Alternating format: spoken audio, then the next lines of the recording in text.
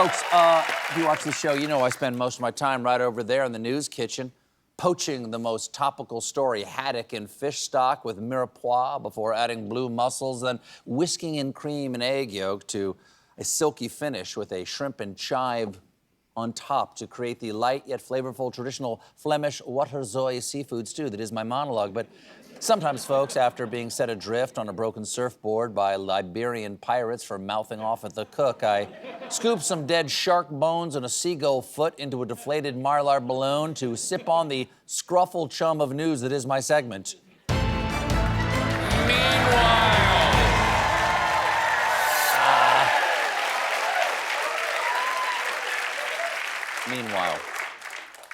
Meanwhile, in rail news, thieves targeting freight trains in California and Arizona deserts have made off with $2 million worth of Nikes. Well, it's a classic sneaker train robbery. Just like that movie, Butch Cassidy and the Sundance Kids. Meanwhile, in ancient drinking news, archaeologists in Italy now say that Pompeii had a secret cult for raving, intoxicated women. Yeah. They were called the Real Housewives of Vesuvius. Meanwhile, the Pixel Watch 3 has received FDA approval to alert you if you're dying. Okay, great. Good for them. I do want to point out there's something else that can tell you you are dying, your body. And it tells you by being dead. Meanwhile, experts say a 27-year-old llama was identified as the oldest in the world. And because even experts aren't sure, they also certified it as the world's oldest alpaca. Differences. Meanwhile, hey, buddy. Meanwhile, in cosmic news, a rare parade of all 7 planets will move across the night sky this week. And like all parades, it will be hosted by Al Roker. Al Roker. Al Roker. Meanwhile, a bride completely shocked the groom in the middle of their wedding ceremony with an escape room challenge by pulling out wedding rings that were fastened by a combination padlock, and then helpers suddenly stood up from the audience in costume. That is a hell of a thing to spring on your soon-to-be husband at the altar. Do you, Richard, want to know where Kathy hid the magnet to pull the key out of the tube to open the box containing the combination to get your rings? Then answer this riddle. I have no lungs but need air. What am I? Fire. The answer was, and he's gone. And he's gone. Meanwhile,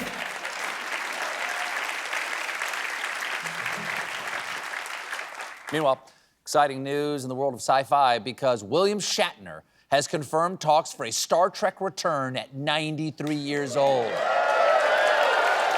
Fantastic. The USS Enterprise will, of course, change its mission statement to boldly bingo where no man has been gone before.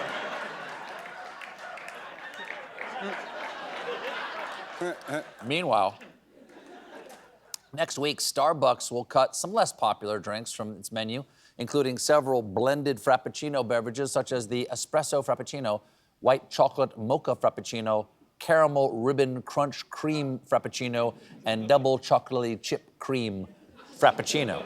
Or as they are collectively known, may I have the bathroom code?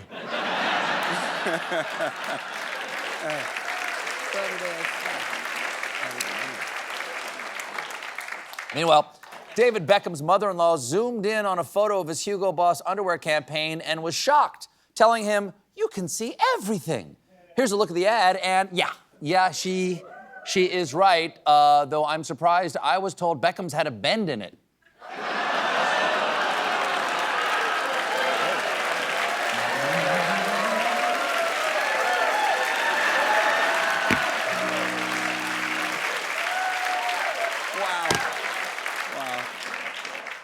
Meanwhile, viewers of the show who also watch the Super Bowl may remember the Philadelphia Eagles' signature play called the Tush Push, where two dudes literally butt shove the quarterback over the line of scrimmage with the ball. Well, some teams aren't too jazzed about that. So now the Packers have proposed a rule change to ban the Eagles' tush push. Now, it would not be the first time a play was outlawed. Back in 1922, the league had to ban Jay Berwanger's patented running play, the I Have a Gun.